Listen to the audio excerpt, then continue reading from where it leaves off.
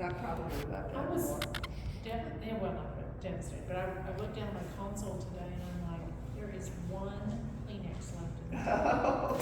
I shall not sneeze, I shall not sneeze. Well, this the grass season that's the worst for me. I live in the middle of it. Okay. Okay, so this is our last study on metaphors from the Bible. We had our first study where we just went over like what are metaphors, how are metaphors in the Bible, and then last week me and Rita talked about divine metaphors. So different images, mostly in Isaiah, but throughout, that kind of talks about how we view God and images in this kind of metaphorical language. And so today we're going to dive into some Psalms. So really what we're doing is we have a little bit of stuff in the beginning, and then we'll look at a collection of different Psalms, and we'll have about the same questions and talk through them about the same way. And we'll be tracking and following along like that. So, I did do my homework and looked at last week's PowerPoint, woo! so I want my gold star. I missed it. I didn't email it to you. I emailed it to John and Leanne. I didn't email it to you. So I can go back and email it to you. I just, If you think that's. But what yeah. is it? You want on my mental list of people to email it to. I'm so sorry. That's all right, that's all right. I don't feel slighted, it's okay. Did I miss one too? What was it? No, you were here. I knew that John and Leanne specifically had asked for the PowerPoints. Because they couldn't make it. Mhm. So I emailed them to them, and then I didn't include Monica. Because I was, busy being a hostess. That's right. Would have been able to look at it anyway. True. Okay, so the overarching way we've been talking about metaphors is with metaphors you have a conceptual or broad metaphor typically, and then from that conceptual or broad metaphor you have more specific or linguistic metaphors. So especially that first week we talked a lot about love as a journey. So with that you had the source domain of journey describing love. Because love is really hard to just talk about. So instead we talk about it through this lens of journey, and we map things onto journeys that we know about love. So we have love as our journey, as our broad conceptual metaphor, and then from that we can draw out more specific linguistic metaphors. So before we talked about we're a folk of the world, or we can go the distance, or we're in this journey together. We can go the distance, we can go the long haul, and for the long haul. So all of these different types of way of describing love is using this big old mapping of love as a journey. So with that, our task today is the Psalms are a little tricky because usually we get the specific linguistic metaphors. You get those smaller metaphors, and it's up to you to read between the lines and see what bigger metaphor they're pointing to. So to help practice that, we have this. So out of these different conceptual linguistic metaphors, out of these small linguistic metaphors, what is the conceptual or the bigger metaphor that all of these are pointing to? So you're cooking up a good idea, we have that tough one to swallow, I'm going to need to chew on that one for a little longer, that idea is still digesting, what do you need to do to nourish that idea? So what are all these different smaller metaphors pointing back to? Food for thought. Food for thought, okay. That'd be another, Small one. it's not another smaller one, because it's not in this target source format. So are you wanting the target, or are you wanting Both. What's the target and what's the source? the source is food? The source is food. Okay, so what are we describing through food? Nourishment. Okay. Well, ideas or Thoughts. or Yeah. Thoughts and Information. ideas. Yeah. So we're using things we know about food to describe Think. thoughts and ideas. ideas. And so we have ideas of food with our source domain of food, describing our target of ideas. So it's all moving back into the same one, but this time we didn't have that big conceptual metaphor to go off of. We had to figure out what these were leading back to, which is what we do a lot of times in the Psalms. So first, what are the Psalms? Poetry, Songs. Psalms, Laments. laments, yeah. So it's a collection of poems, songs, and prayers from throughout ancient Israel's history. And another important thing to note is that it was during the exiles, so when they were taken away from the land through the Assyrian, Babylonian capturing force, that those poems and this like random collection of literature that was used in singing in worship and stuff was actually adapted and arranged into the actual book of the Psalms. So it's under that pressure of the exile that all that literature that they had was actually made into one solid book. And so because of that, you see some different edits and insertions of things to kind of make it into a cohesive book and not just a collection. And then you also see a lot of different like exilic thoughts inserted into it as well, because it was adapted during that time period. So what do you like about the Psalms? It's about real people and real things. Yeah. Everyday life. Yeah. It's relatable. Very graphic descriptions. Yeah. Rich imagery. It's readable. I mean, it's not real hard to, I mean, there's lots of meanings underneath, but it reads fairly straightforward. It does, yeah. Because poetry sometimes can be a little Dense. hard. Yeah. Hard to read. Mhm. Kind of more an accessible poetry format. People's poetry. It usually ends on an upbeat. Yeah. It's something that you read and you get, or I will read and feel at the end. There's hope in it. It was, yeah, a positive ending, often. What about the opposite? Is there anything you don't like about the Psalms? Sometimes you have to really pay close attention to get the point, because it is, you get involved in the poetry or the rhythm and the music of it, and sometimes miss. Yeah. Thought invoking, sometimes you really gotta read it a couple times to. Mm-hmm. Pick it out. It's not always like reading. Yeah. That's true. Sometimes they get kind of violent and heavy.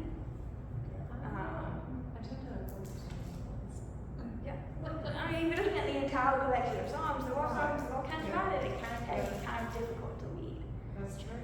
Yeah. But we aren't gonna look at any of those today. Good. I'm all about sunshine today. Good. So we kind of already talked about this a little bit, but what makes the Psalms different from the other books of the Bible? So many of the other books tell stories, and the Psalms tend to be more philosophical. And then it's a collection of writings from a lot of authors Yeah. over time, put into a book, whereas most of them, an author writing a letter to someone or telling a story about someone or a Yeah. history. Yeah. So David wrote a lot of the Psalms, but he didn't like all of them. Right. There were lots of Psalms from different people that we know who they are. There's no Psalms that just come from unknown people. And then all of the books of the Bible, sometimes we know the author, sometimes we don't. Sometimes there's one author, sometimes there's multiple authors, we don't really know who they are. And in other books, sometimes we have like poems and songs and stuff inserted in. But Psalms is one of the unique books was all poetry and there is no prose. So, how do we approach reading the Psalms?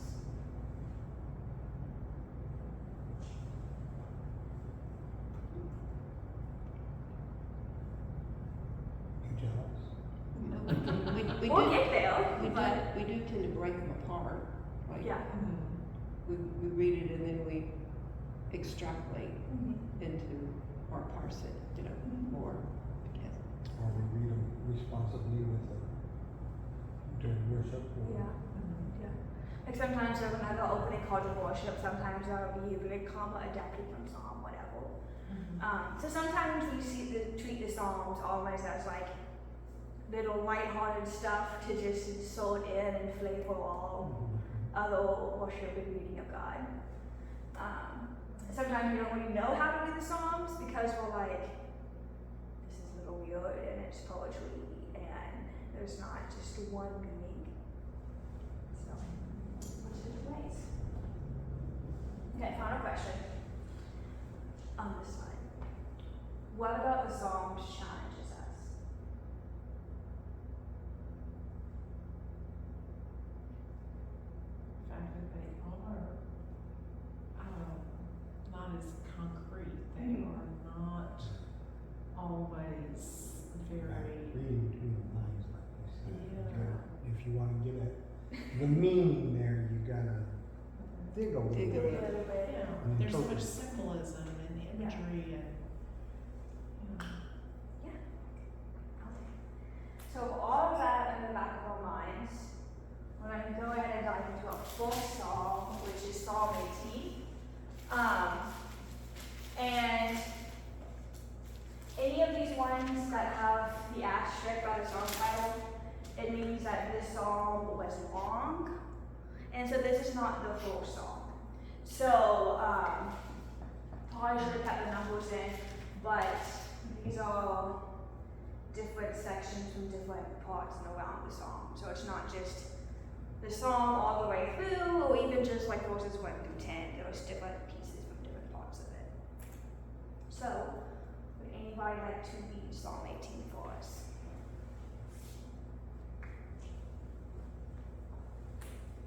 I love you, O Lord, my strength. The Lord is my rock, my fortress, and my deliverer. My God, my rock in whom I take refuge, my shield, and the horn of my salvation, my stronghold. I call upon the Lord, who is worthy to be praised, so I shall be saved from my enemies. The cords of death encompass me, the torrents of perdition assailed me, the cords of Sheol entangled me, the snares of death confronted me. In my distress I called upon the Lord. To my God I cried for help. From his temple he heard my voice, and my cry to him reached his ears. Then the earth reeled and rocked. The foundations also of the mountains trembled and reeled because he was angry. Smoke went up from his nostrils, and devouring fire from his mouth. Glowing coals flamed forth from him. He reached down from on high. He took me. He drew me out of mighty waters. And who is God except the Lord? And who is a rock besides our God? The God who has girded me with strength and made my way safe.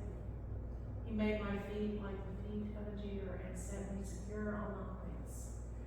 You have given me the shield of your salvation, and your right hand has supported me. Your help has made me great. So the first thing we're going to talk about is what metaphors do you see? What's in here? And it's to be very specific, like we have Oh Lord, my strength. Strength, Rock, fortress, deliverer, refuge, deliverer, shield, shield, horn, Horn of my salvation.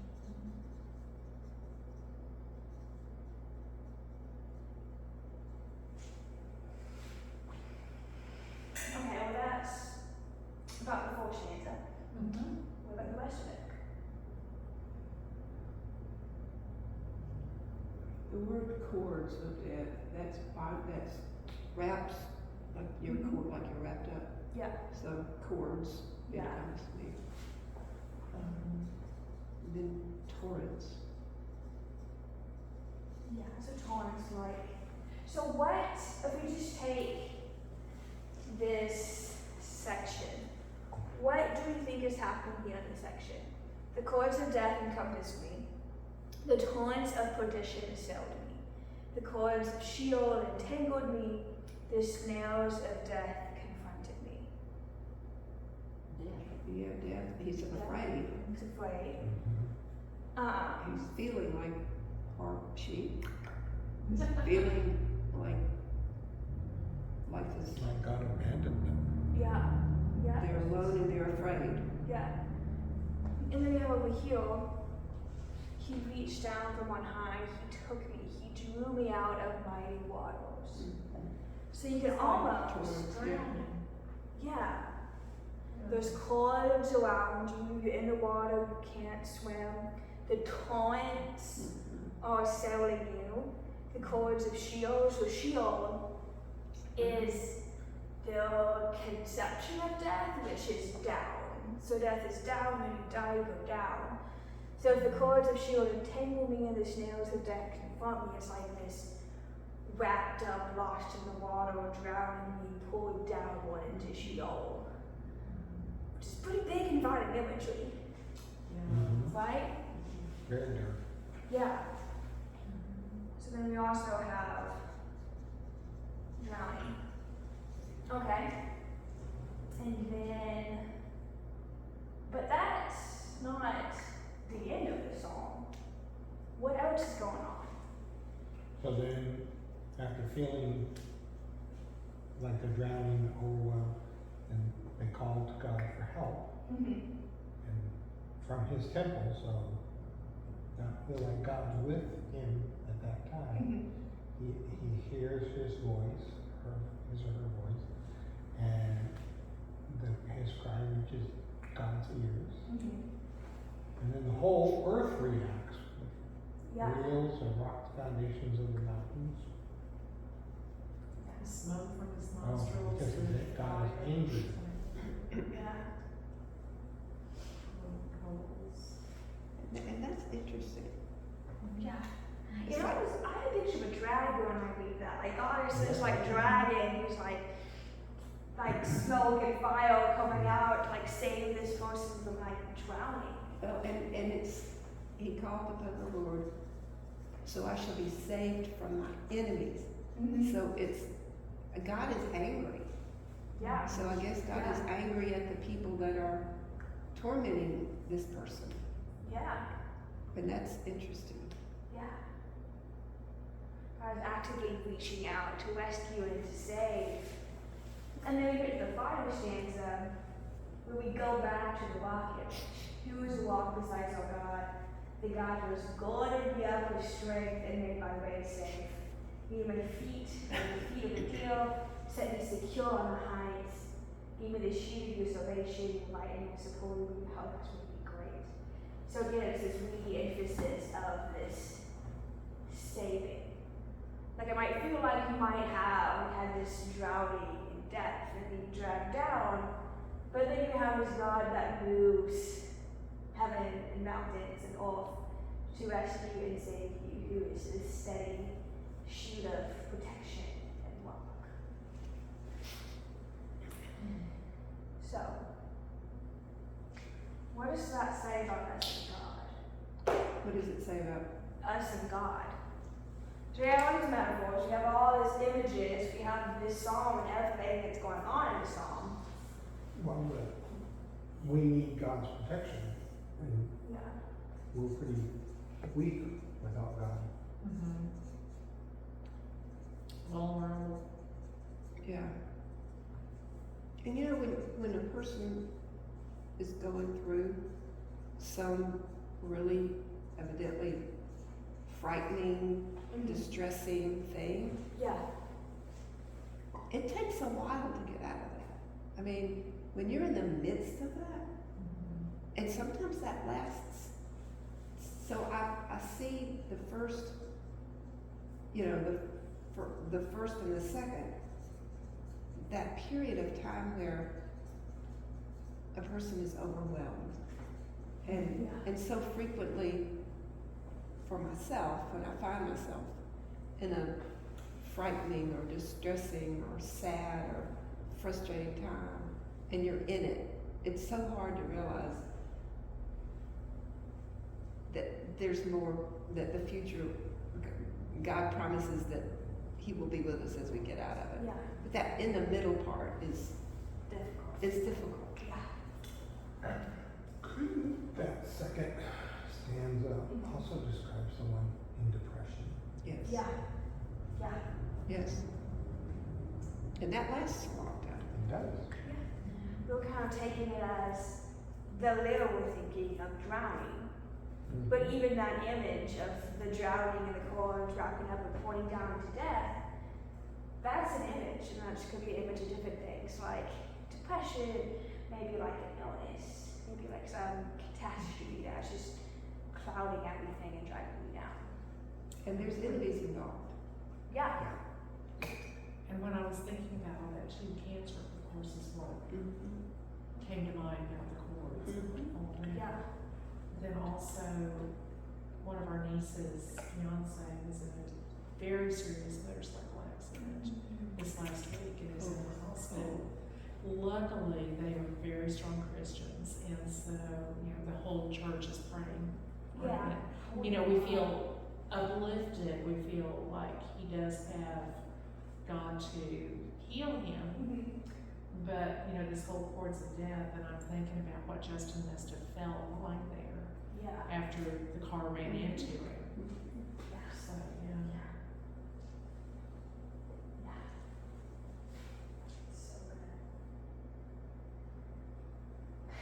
So like we stood in the beginning, where we looked at all these different little metaphors, and we saw what big metaphor made it up. What connects these different metaphors? What's the overarching, broad, conceptual metaphor? It's almost like, well, redemption, but saving. God is a savior,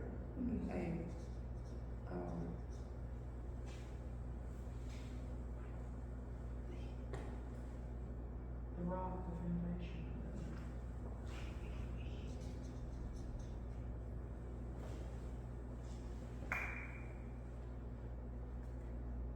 He saves us from fear and distress and struggles.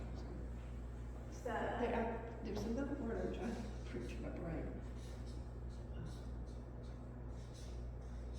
Refuge. Yeah, the technical classification is refuge. So all of us point at God as refuge. Rock, my fortress, moves back to that refuge in that safe place. And you don't have us like in the middle of not a safe place, a safe place reaching out to you and taking up and bringing you back in, giving you the shield, giving you the refuge, taking you and bringing you back in. So our next song is also a song of refuge. I'll go ahead and I'll leave that question now. So carrying on the refuge metaphor again, it's just refuge kind of different.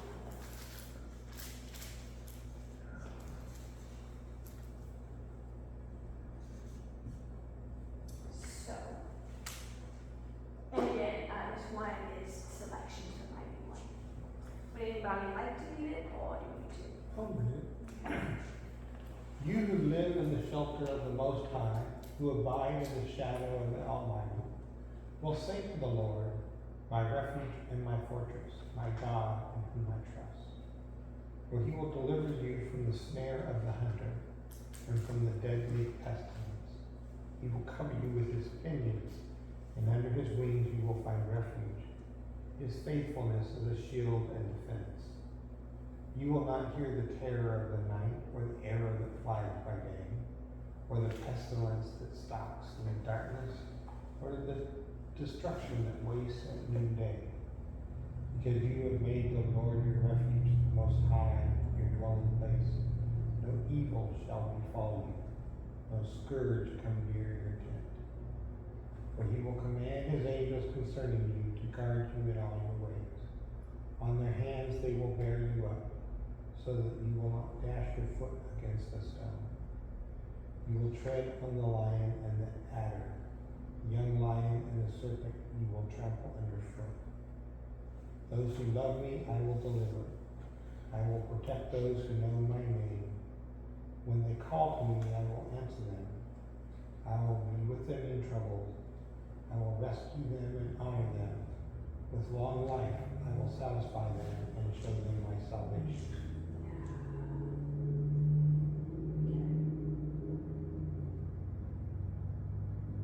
Same question. What metaphors do you see? Well, there's the refuge is all over the place. The fortress, Yep. Shelter. Wings. shield and defense.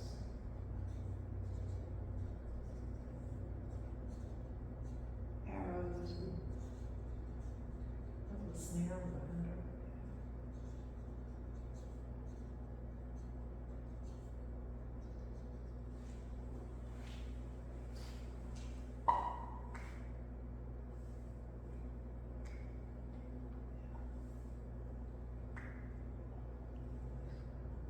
Pestilence. Nothing's the lions and nobody's got. It's kind of off point, but the author, the narrator, changes person in here. Mm-hmm. Yeah, from He you will, to, he will from first command person, his angels. from second and- person to third person. Yeah, Yeah. those who love me, I will deliver.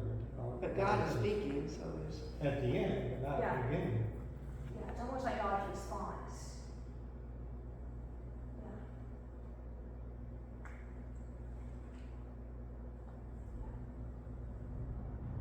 Anything else you see? In the way of the metaphors. Mm-hmm.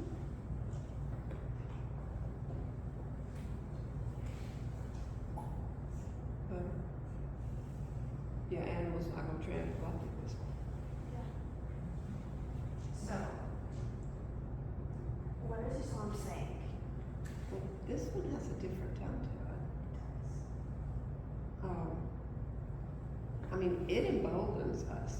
It makes the reader go, man, I am powerful. Yeah. Whereas the one before had to be kind of reminded of God. Yeah. But this one is going, yeah, I'm empowered. That God's gonna speak to the angels about you and give you, as you say, power to do all this. They trample things under your foot. So as before it was like there were all these outside forces, and whenever you think about attacking you, they were attacking you and bringing you down, but then God was going to come in and demolish and save and lift you up. And now you still have, the same issues and stuff. You have God's refuge is a little bit different because it's not God's refuge as God directly picking you up and taking you, but God's refuge as empowering you and giving you the strength to Be your own advocate through his power. His power. That's interesting.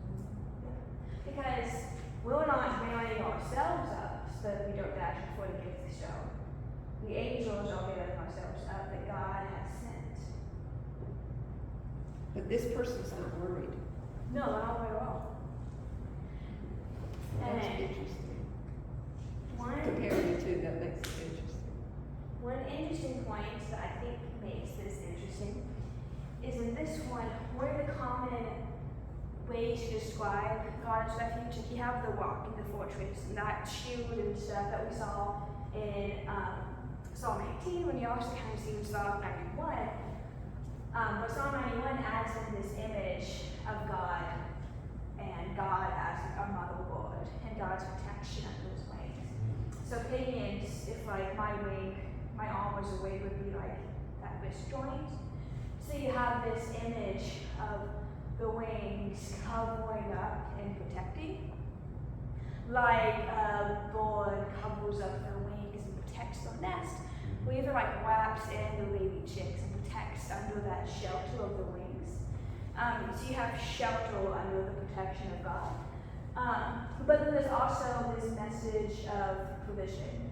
So under the wings, there is both protection and provision. You're going to be safe, but you're also going to be provided for, because the babies that are on board's nests are also going to be fed, are also going to be cared for. And others may know these wings were a pretty common iconographic image for other ancient Near East deities. So if you look at some like artwork, like paintings or sculptures of different gods, deities in the ancient Near East, a lot of times they would have wings, and the wings would be the same kind of refuge and protection. It's kind of like we were talking about, it's a different way to think about refuge and to think about protection. Any final comments on Psalm 81? The imagery in there, but also a lot of words, very closely aligned to the Song on Eagle's Wings. Yeah. That's all the imagery. This psalm, but then other psalms image in other passages of the scripture, this wing imagery is common by person where it all comes from. Okay. We have one last God's refuge, and then we'll move on. So this is Psalm 46. And this one is actually the full psalm. This is as long as the other one. Does anyone want to read Psalm 46 for us? God is our refuge and strength, a very present help in trouble. Therefore, we will not fear, though the earth should change, though the mountains shake in the heart of the sea, though its waters roar and foam, though the mountains tremble with its tumult. There is a river whose streams make glad the city of God, the holy habitation of the Most High. God is in the midst of the city, it shall not be moved. God will help it when the morning dawns. The nations are in an uproar, the kingdoms totter. He utters his voice, the earth melts. The Lord of hosts is with us, the God of Jacob is our strength. Come behold the works of the Lord. See what desolations he has brought on the earth. He makes wars cease to the end of the earth. He breaks the bow and shatters the spear. He burns the shields with fire. Be still and know that I am God. I'm exalted among the nations. I'm exalted in the earth. The Lord of hosts is with us. The God of Jacob is our refuge. What do you say?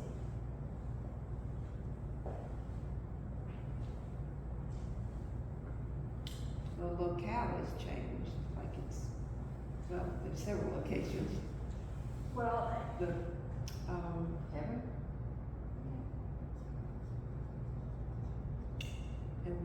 and the nature part, mountains and rivers.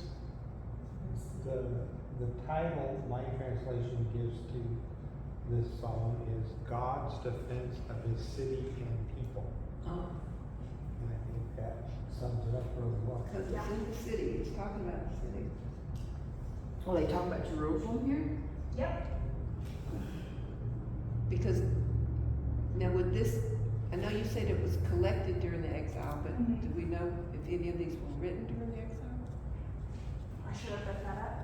I did not. Because it sounds like they are not, like you say, Margaret, in Jerusalem, they are not. Well, this seems to me like after the Lord comes back and makes a new earth, and is actually Jesus is in charge of the earth when he comes back. Because one there, when I first said that, because it says that who's the city of God, well, if you think of the city of God, you think of heaven. But Jesus is the one that's going to come down and inhabit the city of Yeah. Jerusalem. So Yeah. Yeah. That's good, that's a good interpretation.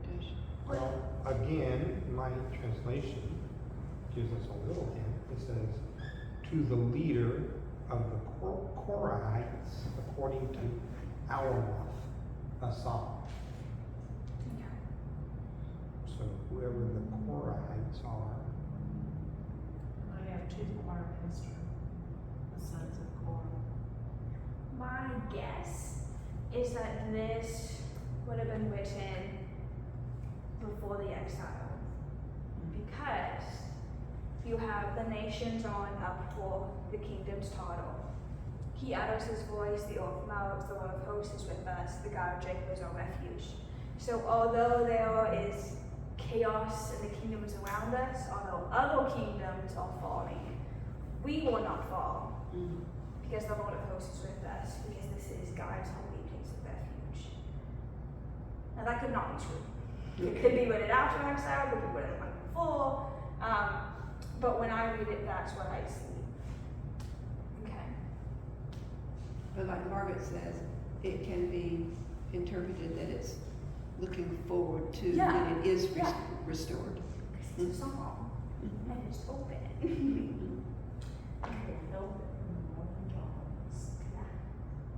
Yeah. And when he comes back, he's gonna do all those things. He's gonna destroy those millions and millions of the army. He's just gonna like, they're gonna be gone. Yeah. He makes war cease to the end of the So earth. there'll be no more war. Yeah. Okay. And he's gonna be exalted in the earth, which will be here. What's it saying? Exalted. So everybody's gonna worship him once he comes back. Yeah. Not every single person, there's gonna be some bad people still. We're gonna take care of that. I think saying God is stronger than any men and even stronger than the earth. Yeah.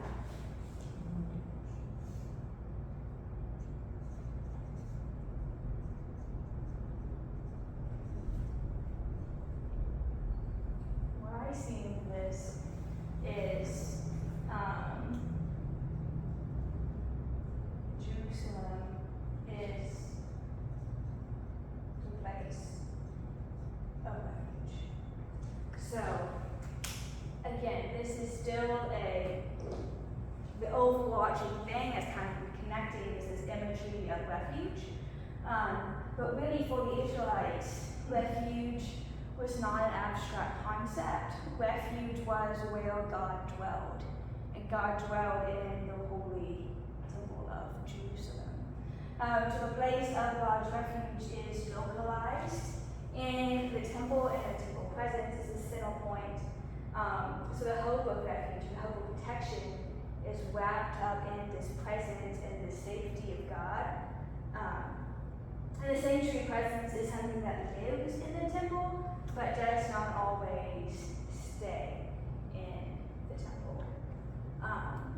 And also conjunctions, we see that God is in the temple, and that is the place of refuge, but it's not just a come here and be safe type of refuge.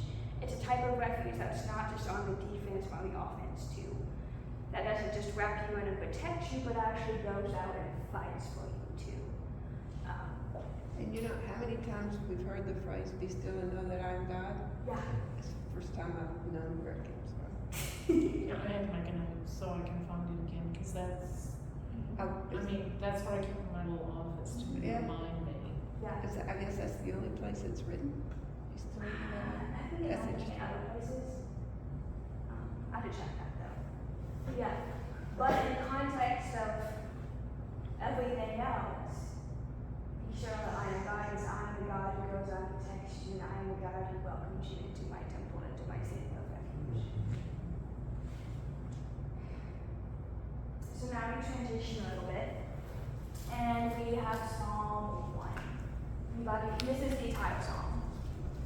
Anybody like to volunteer to do this?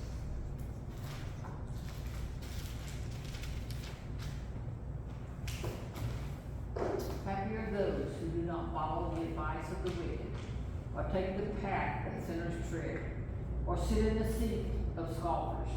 but their delight is in the law of the Lord. And on his law they meditate day and night. They are like trees planted by streams of water, which yield their fruit in its season, and their leaves do not wither. In all that they do, they prosper. The wicked are not so, but are like chaff that the wind drives away. Therefore the wicked will not stand in the judgment, nor sinners in the congregation of the righteous. But the Lord watches over the way of the righteous, but the way of the wicked will perish. What's that? Whew.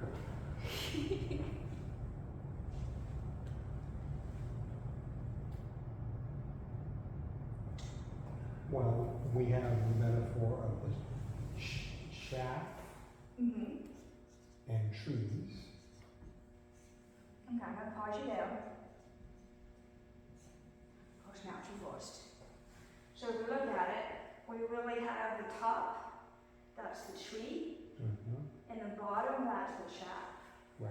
So looking at those two different categories, what else do we have? What's underneath those?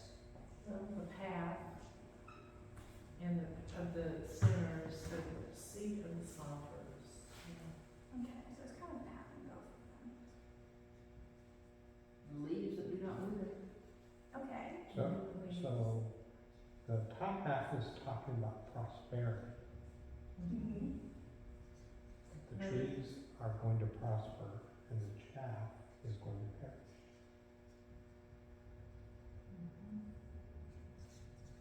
So you really have righteousness versus unrighteousness. The morally good versus the morally ungood. Okay. So what else about the trees? They on the path, the leaves are good, They yield fruit. yield fruit.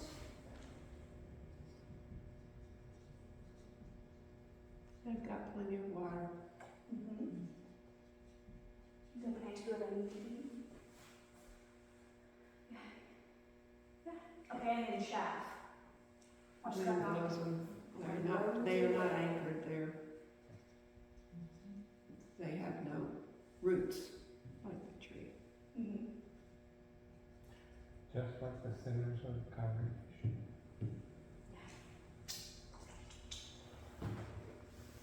See, when you look at, for me, when I look at that, I'm thinking, well, I'm a tree, you know, because basically we go in this direction, and sometimes we wither off to that direction, and, you know, when the leaves, you know, how sometimes they fall off and they die. But if you go on the right path and you get the right leaves and you have the nourishment, then you'll expand and grow, and I'm a tree, I love that. Yeah. I never thought of that before. Yeah, you're a tree.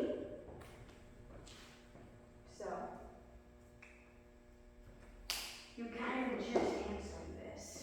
You're ahead of the game, Mark. But what does it say? What does it say about us? What does it say about God? Hopefully we are trees, right? Right? Yes. Hopefully. And we're not listening to the advice of the wicked. And we delight in the law of God. We live by the law of the Lord. Yeah, they live by the law. And we meditate. We seek it.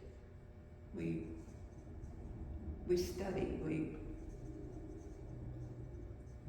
And we're planted by the streams of water, that tells me that we're getting the nourishment from God. If we take in the water, then we are going to prosper. And the Yeah. Lord watches over us.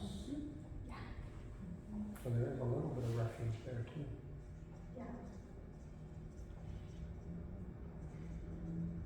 I placed this song where I did because it connects two different themes.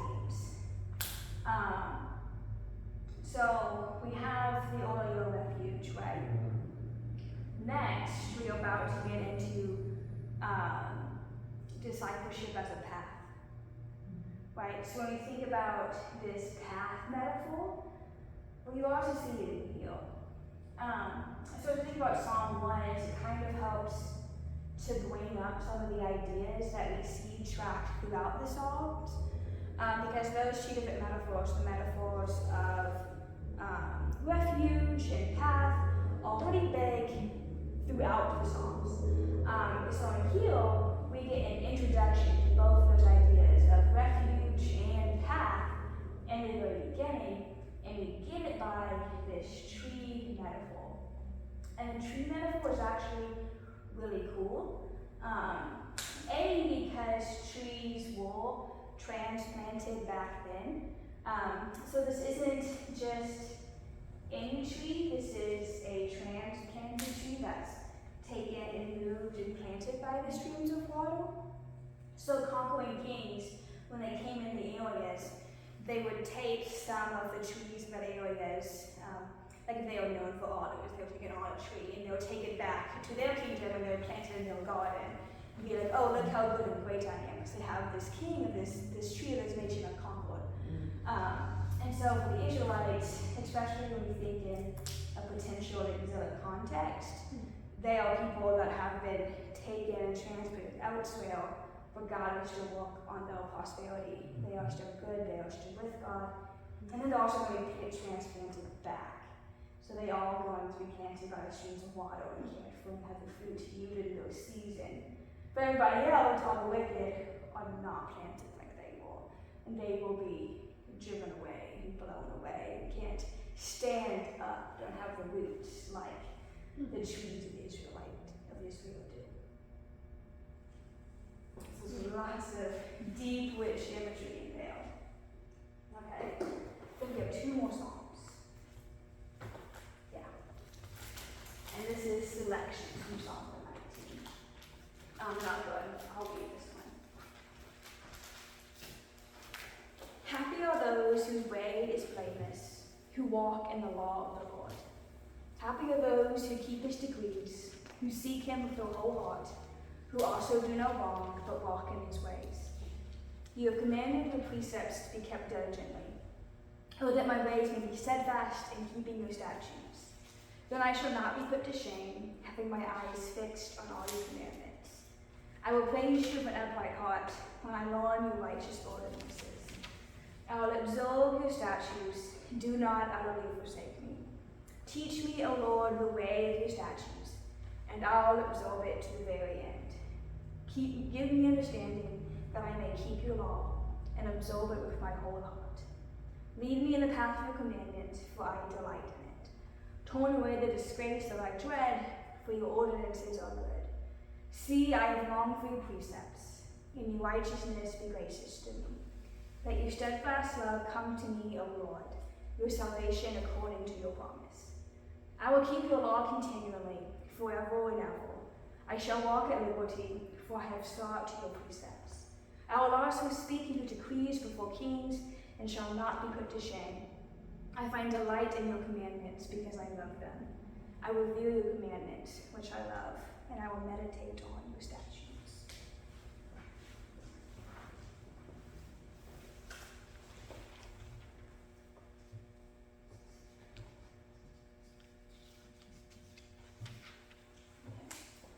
What do you see?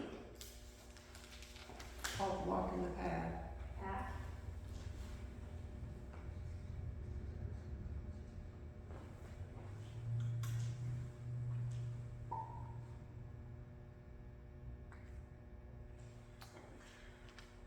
There's a lot about keeping the laws, so following And help me stay in the path. Turn away the disgrace that I dread from the words of the good. Help keep me on the straight and narrow. give me understanding that I may keep your law. I will meditate on your statutes. So, an element of knowledge or understanding of the law and And the author's having to do something. I mean, the author, he or she, is doing it. These are choices this person is making. Yeah.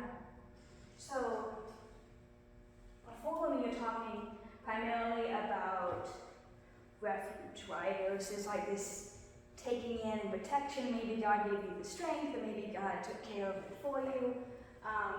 And now we have a different kind of refuge. You can still kind of see the refuge in it, but you you're not just dwelling with the Lord for safety, you're actively moving with God along God's path. And that action of you moving along God's path is what keeps you in safety, which keeps you on the safe and good path. It's just that movement and that involvement. So what does this psalm say about this path? And what's the path?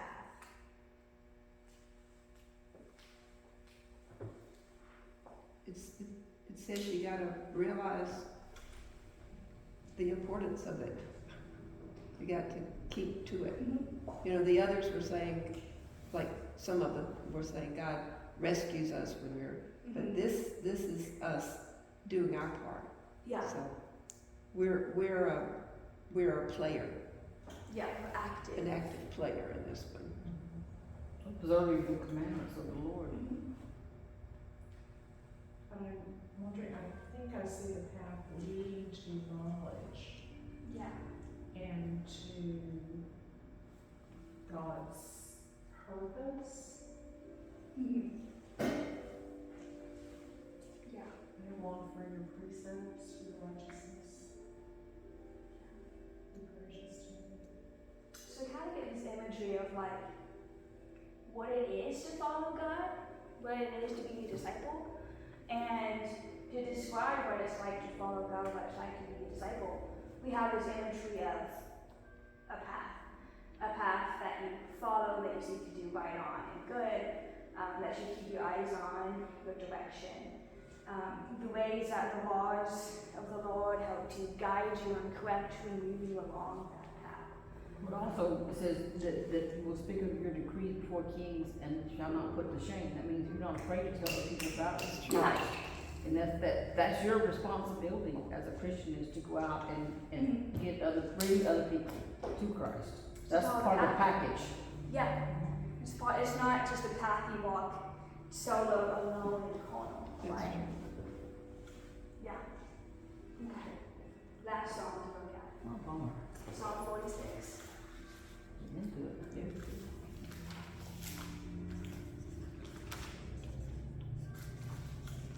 Anybody want to read it? This is the entire psalm. 4 or 46.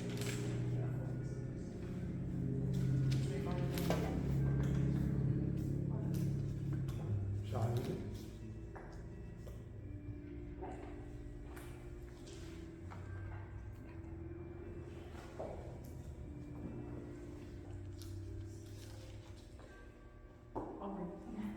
With my voice I cry to the Lord. With my voice I make supplication to the Lord. I pour out my complaint before him.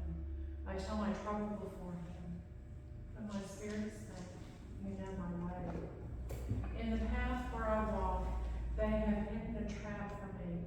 Look on my right hand and see, there is no one who takes notice of me. No refuge remains to me. No one cares for me. I cry to you, O Lord. I say, you are my refuge, my portion in the land of the living. Listen to my cry, for I am brought very low. Save me from my persecutors, for they are too strong for me. Bring me out of prison so that I may give thanks to your name. The righteous will surround me, for you will deal bountifully with me.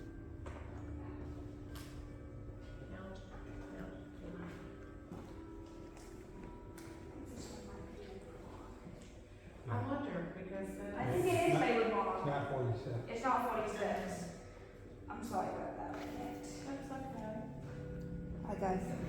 Hi. Okay, so, But again, we've got paths in there well, lots of paths. and refuge.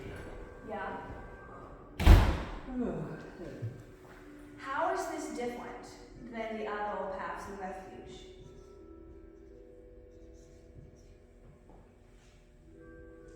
Well, in this one, it says early on, in the path where I walk, they have hidden a trap for me. And in the previous path, the path was the safety. Yeah. Yeah. We have roadblocks. We have obstructions.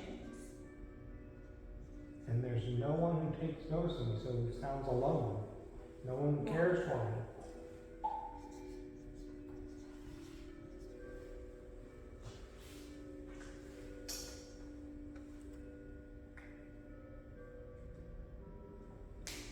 Save me from my persecutors, for they are too strong for me, bring me out of prison, so that I give thanks to your name. What does this say about God and us? How does this shape the path metaphor?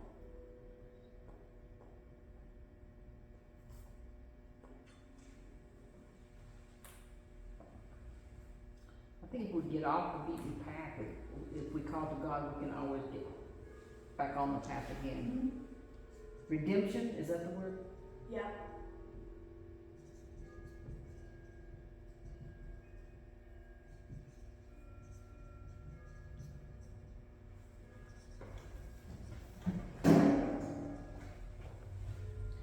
This is Psalm 142. 142, thank you. Sure, yeah, Google. Woo! I'm like, I do know that this one was a complete song. So, unlike the other one. Well, if we stay on the path, or if we get off one of these traps or roadblocks and ask for God's help, God will save us or deal with us with bounty. Yeah. It's not so easy to stay on the path in this time, this age, or whatever you want to call what we're in. Because you see so much destruction, and you see so much Satanism, and you see so many bad things, that it's, unless you just, we're all sinners, so, you know, there might be that time when your mind is just kind of like switched off, but you can't give up, you have to keep walking that path, and get back on the right path, and off the bad path. Yeah. And God forgives you and will do that for you. And that's why I really like the comparison of these two different main pathway ones, is because we like to think of pathways as the Psalm 119 would, of like, we just do what God likes and what is good, and our ways are perfect and good forever. But in Psalm 142, we get this realization that actually, sometimes different kinds of roadblocks comes up, different kinds of traps comes up. And we could go through take time and think about like what different roadblocks are there on the path, and how can that relate to roadblocks to our own discipleship and following God. How many of them are things that we get caught up in, what we put in our path and that we do, and how many of them are things that are acted upon the path by an outside force. Like a hidden trap or a tree falling, it's not like an outward thing affecting the path. But an untied shoe is more of an inward thing, rather than an untied shoe so you tripped and fell. So that's, when you think about path as discipleship, you have to think about A, the good parts, but also, if we're really going to follow through the path as metaphor, path as discipleship metaphor, what all does that entail? What all are those? So we're running low on time. Or we're out. So, anybody would like to answer this question or two, you can.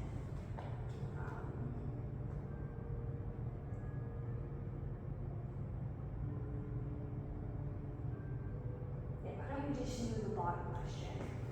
So what, if anything, are you taking you with you from the study? So either this lesson or the previous lessons that you were here for. What did you learn? And how does that shape your relationship with and understanding of God? One thing I'm taking from this is kind of what we were talking about today, though, because we can have the specific metaphors, images, you know, comparisons, similes, but I like that we have to look at what is the overarching, what is the big picture there that this is all supporting. So that's going to be one of my big takeaways. What's that all add up to? Yeah. The thought that keeps recurring in my head from this, which I haven't really thought about before, is without metaphors, we couldn't talk about God. have enough understanding of God, so we have to talk about God in terms of things that are concrete to us, whether it's a path or a refuge, or the feet of a deer. One of The tree. the things I mentioned last week with divine images is that it's really important to have a whole bunch of different images to God, because all those different images back up to one picture. Like if you only saw the remote from just this side, you might not actually know this dip or how it is, and you wouldn't see the buttons. And if you only saw this side, then you would miss the batteries.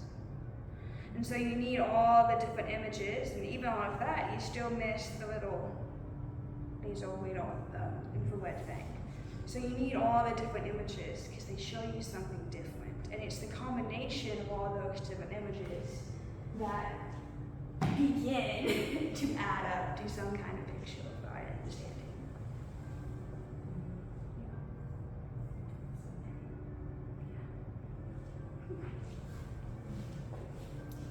Wow.